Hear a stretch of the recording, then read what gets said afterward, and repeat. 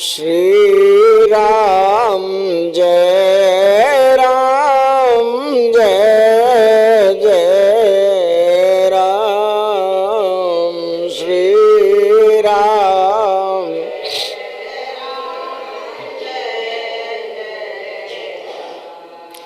श्री राम जय राम जय जय राम।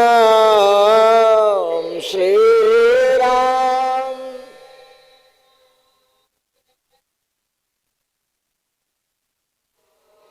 श्री राम जय राम जय जय राम। श्री राम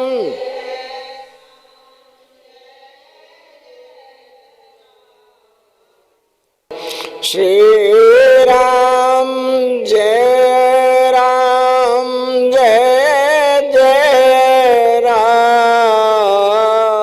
श्री राम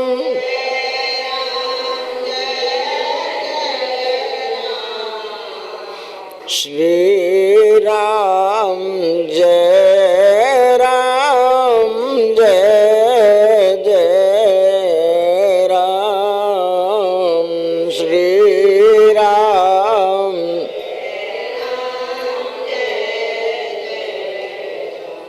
बोलो सच्चे आनंद घन भगवान की जय। आनंद कंद भगवान की जय। अपने अपने गुरुदेव भगवान की जय। देखो राम की चर्चा करते हैं कि वास्तव में यहाँ सब कुछ केवल राम है और राम से भिन्न जो कुछ दिखता है वो अज्ञानता के कारण दिखता है। यानी मेरे पास वो आंखें नहीं हैं जिन आंखों के द्वारा मैं उस राम को देख सकूं। जो मेरी आंखें हैं ये केवल प्रकृति को देखती हैं और प्रकृति पिंडों के रूप में जानवर हो, पक्षी हो, नदी नाले हो, पहाड़ हो, चांद सूर्य हो, उन सब के आकार हैं। जो आकार हैं वो प्रकृति है, लेकिन वे आकार चलते फिरते उठते बैठते जो कारोबार करते हैं वो बिना परमात्मा के नहीं करते। तो कारोबार तो सब परमात्मा ही करता है, क्योंकि शरीर तो मुर्दा है। मुर्दे में काम करने की, सुनने की, बोलने की क्षमता नहीं है, और जिसमें क्षमता है जो सारा कारोबार कर रहा है वो दिखाई नहीं देता है। इसी का नाम अज्ञान है। उस अज्ञानता के कारण मैं इस संसार में राम के होते हुए अच्छे बुरे कर्म करता हूं। विचार करके देखो कि राम के होते हुए शरीर चलता है, उठता बैठता है और सारी दुनिया का कारोबार करता है, लेकिन राम के रहते हुए करता है। अगर राम का मुझे पता लग जाए कि मैं राम हूं या इन सब में जिनके साथ मैं कारोबार करता हूं वो सब राम है, तो तुम कोई गलत काम नहीं करोगे। गलत काम करने का मतलब दर्द लेना है। अच्छे काम करने का मतलब सुकून की जिंदगी व्यतीत करना है। जिंदगी व्यतीत होगी तुम्हारे बिना करे भी। रात्रि अपने आप आ जाती है, दिन अपने आप आ जाता है, वर्षों का पता ही नहीं लगा। और जब भीड़ पड़ती है तो एक सांस भी आना मुश्किल होती है। जो श्वास आ और जा रही है वो आप 30 सेकंड भी उसे रोक नहीं सकते हैं। इतनी जिंदगी है बस। यानी जब भीड़ पड़ती है, कोई बीमारी हो जाती है तो मेरी सांस मेरे गले में अटक जाती है और वो 30 सेकंड ना आए या मैं सांस ना ले सकूं तो वो शरीर छूट जाता है।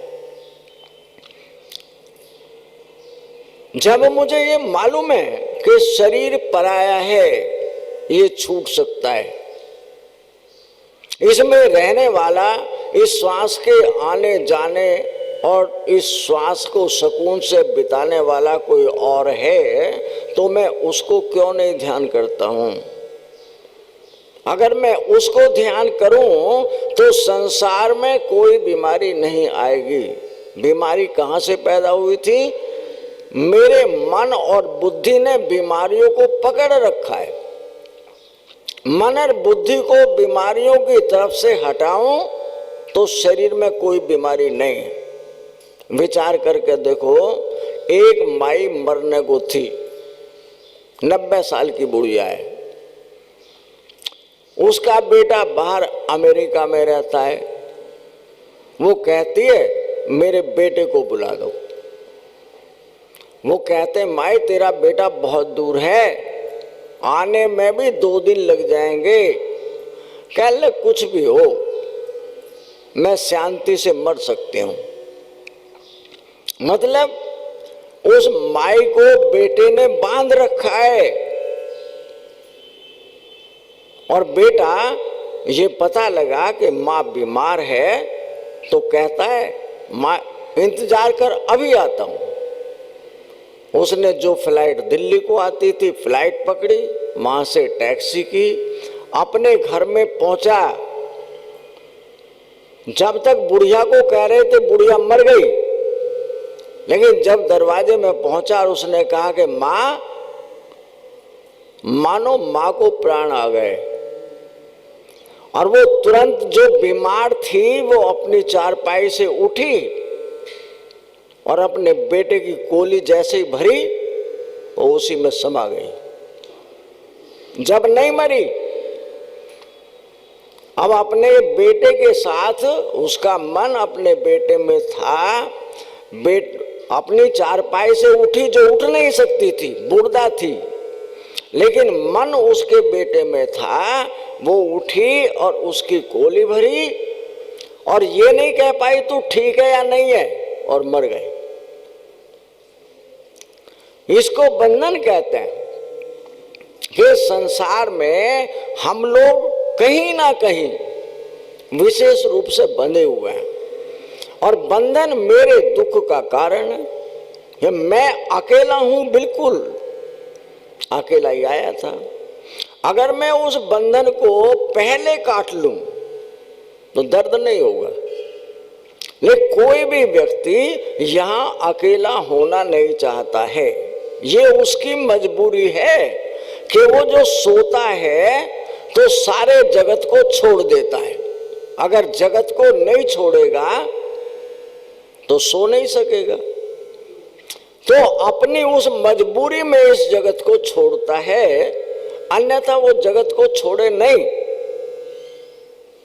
और संत ये चेताकर कहता है कि जगत के छोड़ने में जो आनंद, जो सुख मिलता है वो जगत के पकड़ने में नहीं मिलता है। लेकिन तुम्हें छोड़ना नहीं आता। जगत में चाहे इतना ही जगत मेरे मन में और बढ़ जाए, मेरे रिश्ते नाते बढ़ जाएंगे, उन बढ़े हुए नातों को फिर मैं मेरा कहने लगूंगा। वो मेरी तारीफ करेंगे, मेरी सेवा करेंगे, मैं बार बार उनके पास जाऊंगा, उनके पास आऊंगा, उनको भी अपने मन में बसा लूंगा। लेकिन संत चेताकर कहता है कि ये सब मेला यही मिला था। तुम मिले हुए को मेरा कहकर अपने मन और बुद्धि से बंध रहे हो। ये तुम्हें कल को दर्द देगा। संसार को भोगना बुरा नहीं है, खूब भोगो, लेकिन ये सचेत रहो कि संसार तुम्हारा नहीं है, ना तुम संसार के हो, अलग हो। और कैसे हो? वो कोहनूर हीरा जिसकी कोई कीमत नहीं है, वो बाजार में नहीं बिकता है, वो तुम ही हो। और तुम्हारे द्वारा जाना जा सकता है, कोई अपनी जानी हुई संपत्ति को तुम्हें नहीं दे सकता है। एक बार द्रोणाचार्य अपने शिष्यों को पढ़ा रहे थे, कौरव भी पढ़ रहे थे, पांडव भी पढ़ रहे थे। तो गुरुजी उनको समझा रहे थे कि देखो भाई, हमें इस शरीर से परोपकार का भाव रखना चाहिए, दूसरों की सेवा के लिए जीना चाहिए, धैर्य रखना चाहिए, सदा सत्य बोलना चाहिए, कभी क्रोध नहीं करना चाहिए। पांडव भी सुन रहे थे, कौरव भी सुन रहे थे कि ठीक है सर गुरुजी, हम याद कर लेंगे। अगले दिन बालकों से पूछा, आधे बालकों ने हाथ उठाया, तुम्हें याद हो गया कल हमने क्या पढ़ाया था? हाँ गुरुजी याद है। क्या बोला था हमने? खड़े होकर बतलाना।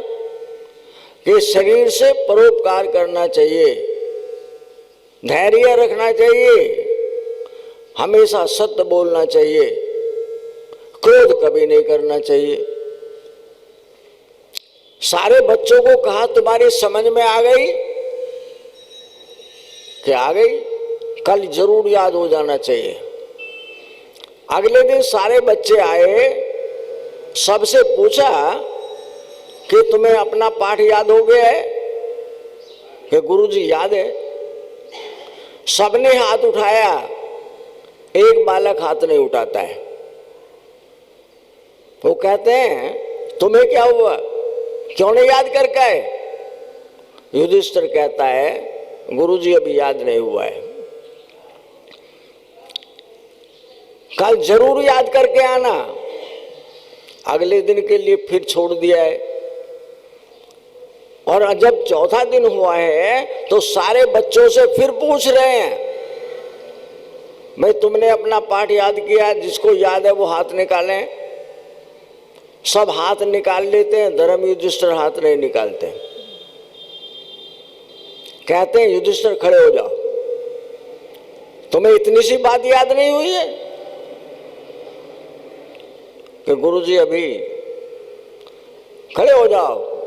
खड़े हुए और गुरुजी ने एक चप्पट उनको तगड़े से मारा और एक थप्पड़ जैसे ही पड़ा। क्या बात थी उसमें जो तुम्हें याद नहीं हुआ है? कि गुरुजी तीन बात तो आपकी सही है, ये शरीर दूसरों की सेवा के लिए है, कार्य को करा जाए तो धैर्य से किया जाना चाहिए और सत्य भी बोलना चाहिए, लेकिन क्रोध करने वाली बात जो है ना वो भी आ जाता है। देखो विचार कर कि युधिष्ठिर के माध्यम से वो हमें समझा रहे हैं कि गुरुजी मैं बहुत प्रयास करके देखता हूं, क्रोध अभी तक आ जाता है। गुरुजी ने विचार किया, इन्होंने सबने रट्टा लगाया है, पाठ तो केवल युधिष्ठिर ने याद किया है, ये क्रोध आ जाता है। काश ये क्रोध मुझे नहीं आया हुआ होता तो मैं युधिष्ठिर को थप्पड़ नहीं मारता। यानी मैंने अपने ही आप को नहीं रोक पाया कि क्रोध आ जाता है, तो मैं युधिष्ठिर को कैसे कह सकता हूं? और युधिष्ठिर को उन्होंने अपने सीने से लगाया। बेटा मैं समझ गया कि जो चीज व्यवहार में लाई जाती है, जिस चीज को जानना होता है, ये सारे लोग जानने के लिए नहीं है, ये तो केवल रट्टा लगाने के लिए, पढ़ने के लिए आए हैं। लेकिन उन सब में समझने वाला, जानने वाला कोई होता है, और जो जानता है वही विद्वान और वही पंडित बनता है। आपकी सभा भी ऐसी है। यहां पर हम अकेले नहीं आए हैं, रोज नए महात्मा आते हैं, अपने अपने तरीके से आपको राम ही समझाते हैं कि तुम राम हो, पर तुम अपनी आंखों के ऊपर से उस पर्दे को उठाओ जो तुम्हें सब जगह पर राम दिखाई दे, बेटा राम ही है। वो कौशल्या का बेटा है या यशोदा का बेटा है या तुम्हारा बेटा है, तुम्हें अपना बेटा उतना ही प्यारा है जितना कौशल्या को या यशोदा को प्यारा है। फर्क इतना है कि तुम अपने बेटे को राम या कृष्ण नहीं कहते हो, लेकिन प्रेम करने में कोई कमी नहीं है। लेकिन मैं उस बेटे में काश अगर राम को देखूं तो बेटा राम बन सकता है, लेकिन मेरी आंखें उस बेटे में उस बुत को देख रही है, ये मेरा बेटा राम है, लेकिन वो बुत राम नहीं है। वो बुत बोलता है, चलता है, सुनता है, सारा कारोबार करता है तो राम के रहते हुए ही करता है। राम अगर उसमें ना रहे तो उसकी कोई सत्ता नहीं है। ये उंगली भी उठे या मेरे से कोई कहे अरे तुम बोलते नहीं हो, बोलो, अरे तुम्हारे कान है क्या, तुम बहरे हो गए हो? मुर्दा कहता है मैं कभी नहीं बोला, मैंने कभी नहीं सुना, मैंने कभी नहीं देखा। तो कौन था जो बोल रहा था? कि वो चला गया। यानी विचार करना है कि जो इसमें बोलना, सुनना, देखना या दुनियादारी का जो भी कारोबार करता था वो कोई और था, वो चला गया। और मैं उस जाने वाले को नहीं जान पाया, इसी का नाम अज्ञानता है। जो उसको जान जाए तो फिर इस मंदिर वाले राम की चर्च, गुरुद्वारा या किसी मस्जिद में जाने की जरूरत नहीं है। क्यों?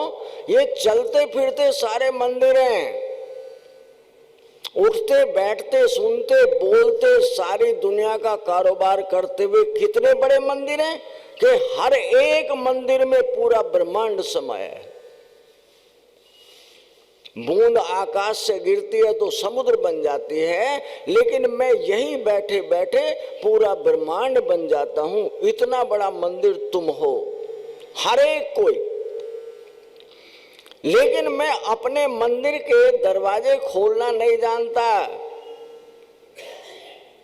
जान सकते हो अगर युधिष्ठिर बन जाओ। युधिष्ठिर का मतलब है एक बात को पकड़ लो, पकड़ के उसे मत छोड़ना। मंदिर का कपाट अपने आप खुलेगा, आज नहीं खुलेगा, कल खुल जाएगा। कल का मतलब है अगर इस जिंदगी ये चली भी जाए तो दूसरा दरवाजा खुलेगा।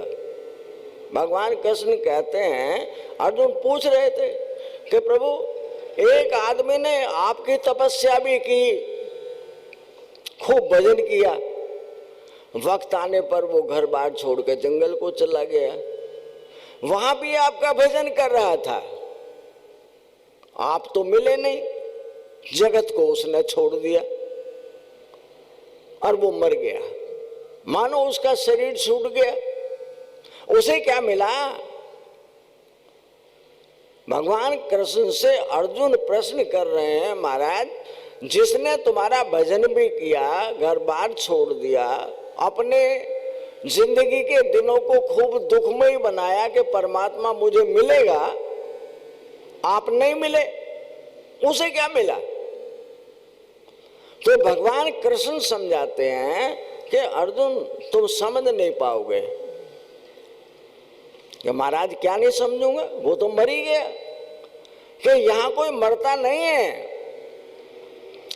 दूसरे उसने जितना भजन इस जीवन में किया था उसका फल निरर्थक नहीं गया।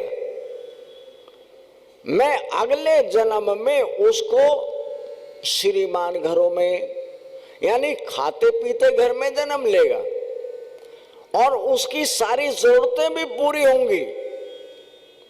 समय आने पर मैं उसे फिर जगाऊंगा और जब वो जगेगा तो जहां से उसका भजन छूटा था वो वहीं से फिर शुरू करेगा और परिणाम स्वरूप वो अगले जन्म में मुझे जरूर प्राप्त कर पाएगा। इसलिए जो भी नाम लिया जाता है, जो मेरे में आस्था, श्रद्धा या विश्वास रखी जाती है, वो व्यर्थ नहीं जाती।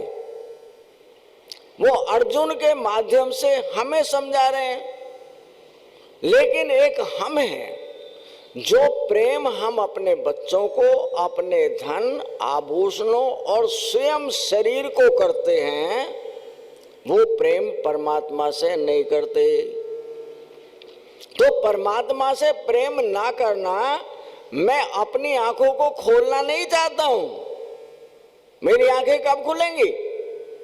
जब मेरे पे भीड़ पड़ती है, जब मुझे दर्द होता है, जब मेरा कुछ छिनता है, तब मुझे उसकी याद आती है। समझ लो कि पांचों पांडव द्रौपदी को जुए में हार गए, सट्टा लगाया और हार गए। द्रौपदी को धींगादस्ती जबरदस्ती में कौरव खींच कर ले जा रहे हैं कि चलो। कहां चले? दुर्योधन ने बुलाया कि दुर्योधन कौन होता है मुझे बुलाने वाला? कि ये वक्त बताएगा, राजी में नहीं चलोगी तो आज हमारा अधिकार हम जबरदस्ती भी ले चलेंगे। वो जबरदस्ती उसको पूरे समाज के सामने ले जाते हैं। और समाज भी कैसा है कि मानो पूरे हस्तिनापुर के लोग बैठे हों।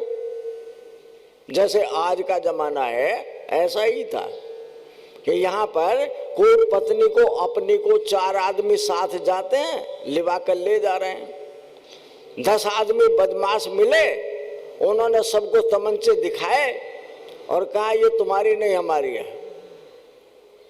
और रास्ते में से छीन कर वे ले जा रहे हैं। मरेगा कौन?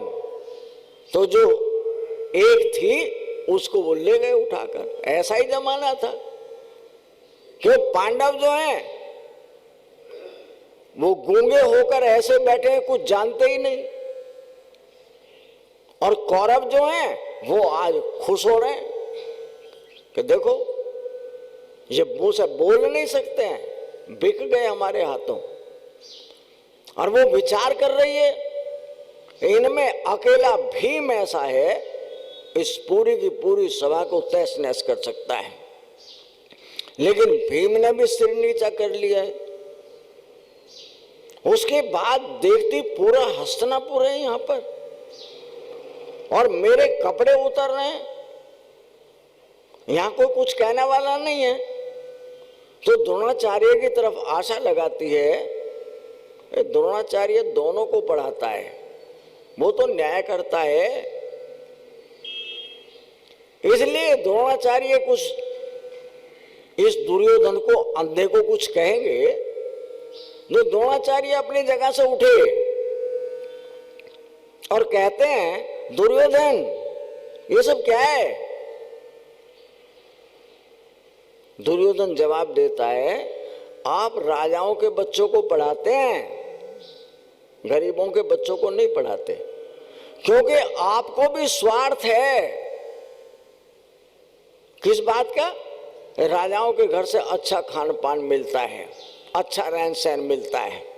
आप भी दूध के दूल्हे हुए नहीं है, बैठ जाओ गुरुजी, क्योंकि तुम भी हमारा अन्न खाते हो।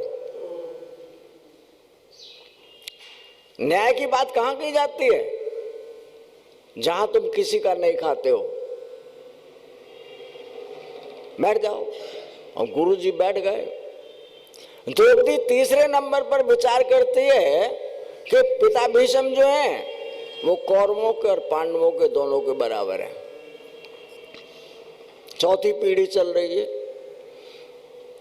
लेकिन यहां पर पिता भीष्म ये सुनकर कि जो अभी जवाब द्रोणाचार्य को मिला है, उससे बड़ा जवाब मुझे भी मिलेगा, इसलिए वो चुप ही बैठे रहे।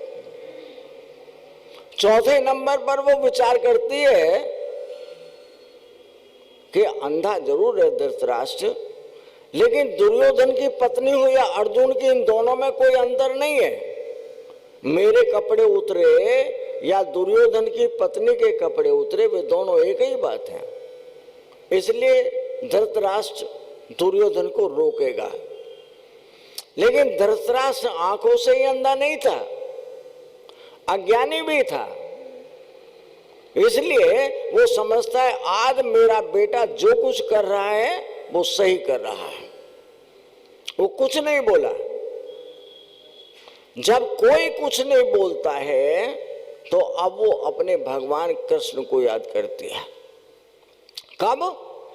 जब जगत के सारे सहारे छूट गए तब वो कहती है प्रभु मैं नहीं जानती, मैं केवल तुम्हारी भक्त हूं और इस जगत में कोई तुम्हारा नाम लेने वाला नहीं होगा, क्योंकि भक्तों के द्वारा राम जाना जाता है। इन महात्माओं के संतों के द्वारा राम जाना जाता है। राम को कौन जाने? जिन्होंने जाना है वो ही तो आपको बतला रहे हैं। इसलिए द्रौपदी कहती है प्रभु किसी भी हाल में हो आप मेरी रक्षा करेंगे। मानो वो मेरे भीतर में बैठा है और सारे जगत में बैठा है। वो कहता है द्रौपदी वस्त्र उतर रहे हैं, अगर कहीं तूने कोई वस्त्र का दान दिया होगा निश्चित बात है तेरी मदद होगी। तो मानो भगवान कृष्ण विचार करते हैं कि एक दिन हमारी उंगली कट गई थी। यानी भगवान कृष्ण कौन है?